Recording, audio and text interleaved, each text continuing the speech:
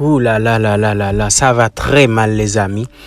Barça FC Séville 4-1 pour le FC Séville les amis. FC Séville Barcelone. Y a plein de choses qui s'est mal tournées pendant ce match pour le FC Barcelone, que ce soit au milieu, que ce soit en attaque ou en défense. Rien du tout n'a marché aujourd'hui. Le Barça s'est effondré du côté de Séville. C'était catastrophique. L'équipe n'était pas bonne. On va essayer de parler concernant ce match, essayer de débriefer ce match, les amis. Allez-y, prenez vos places. Commençons.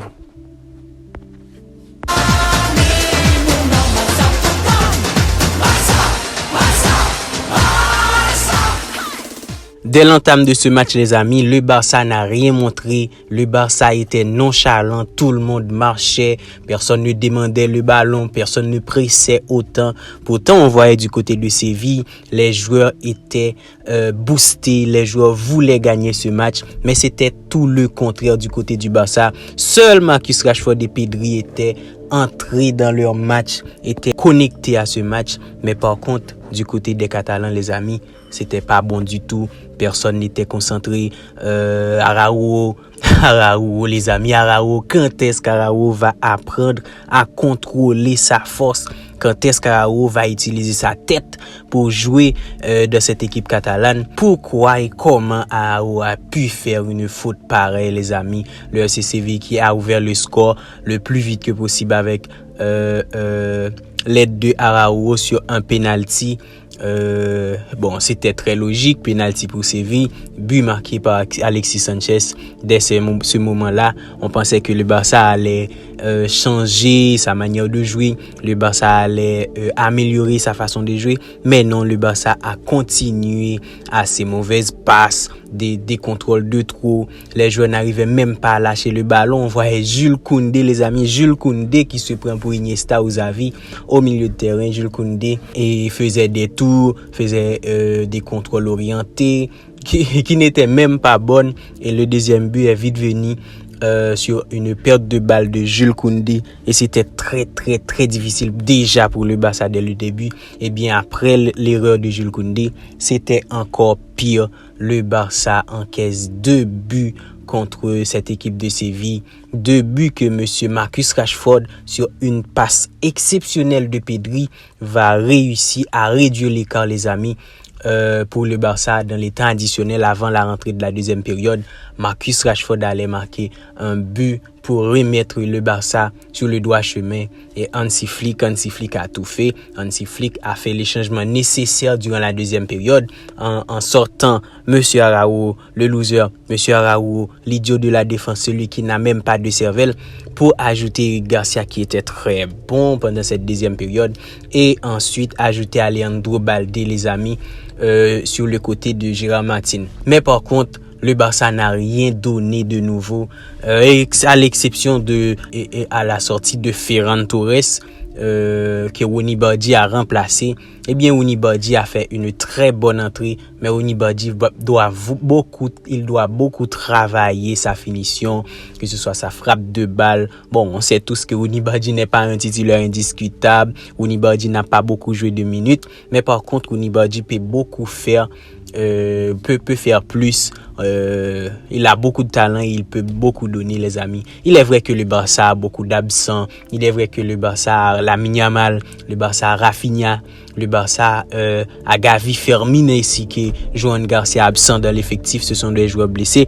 Mais par contre, le Barça peut mieux faire que de pondre ces genres de matchs-là. Les grandes équipes ont des grands effectifs. Les grandes équipes ont une manière de jouer grande. Donc, le Barça n'a pas besoin de Lamine Yamal, de Rafinha, de Joan Garcia pour gagner des matchs contre le FC Séville, les amis. Le FC Séville, qui est une équipe qui a perdu en valeur sur le marché footballistique. Ce n'est même pas le Séville qui a l'habitude de gagner les Europa League. C'est une équipe faible, mais par contre le Barça n'a rien pu faire. C'était une humiliation, les amis. Le FC Séville a humilié le Barça 4-1.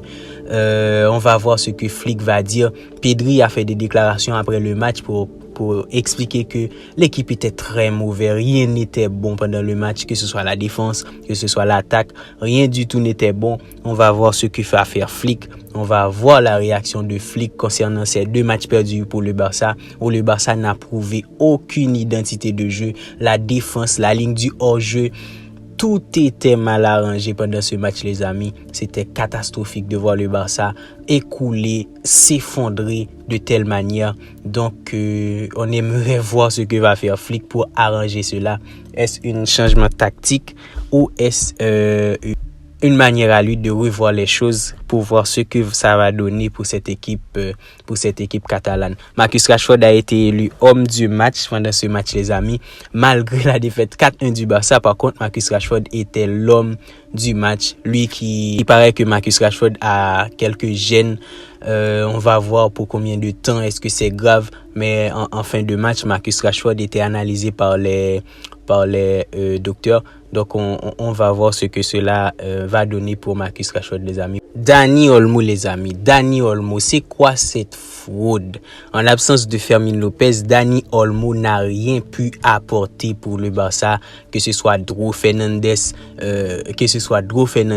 ou Tony Fernandes. Ces deux-là pouvaient mieux apporter pour le Barça que la présence de Dani Olmo en tant que milieu avancé ou en tant que numéro 10. Moi, je pense qu'il est temps, il est nécessaire, il est déjà temps pour Hansi Flick de revoir sa formation et de mettre que ce soit Casado ou Bernal en numéro 6 et de jouer avec Frenkie de Jong et Pedri. Dani Olmo n'arrive pas à trouver le jeu.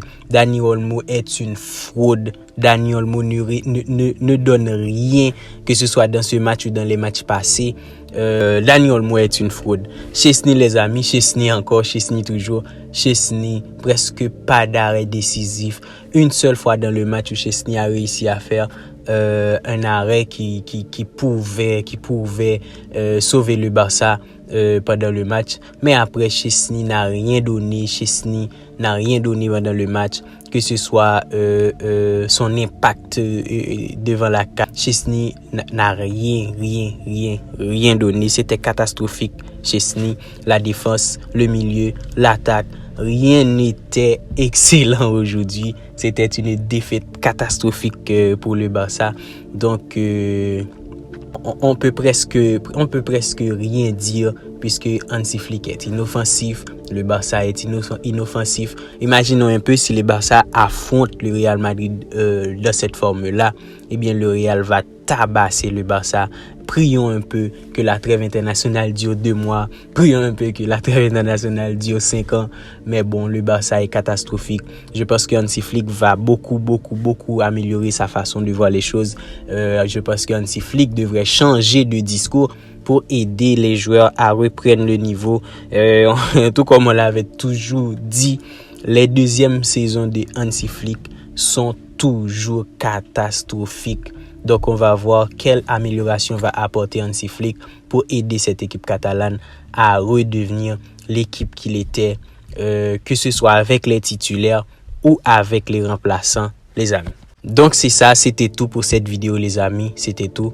On ne va pas noter les joueurs puisque tout le monde était catastrophique, sauf Marcus Rashford et Pedri. Donc, on vous prie de vous abonner. Cela vous aide à encore retrouver nos débriefs ainsi que nos avant-matchs et tous les vidéos d'actualité sur le FC Barcelone. On compte sur vous, les amis. N'hésitez pas à commenter, à passer vos frustrations dans les commentaires. Cela nous fera du bien et nous allons répondre à tous les commentaires que vous allez faire. Allez, ciao, à la prochaine. Visca Barça, Visca Catalunya.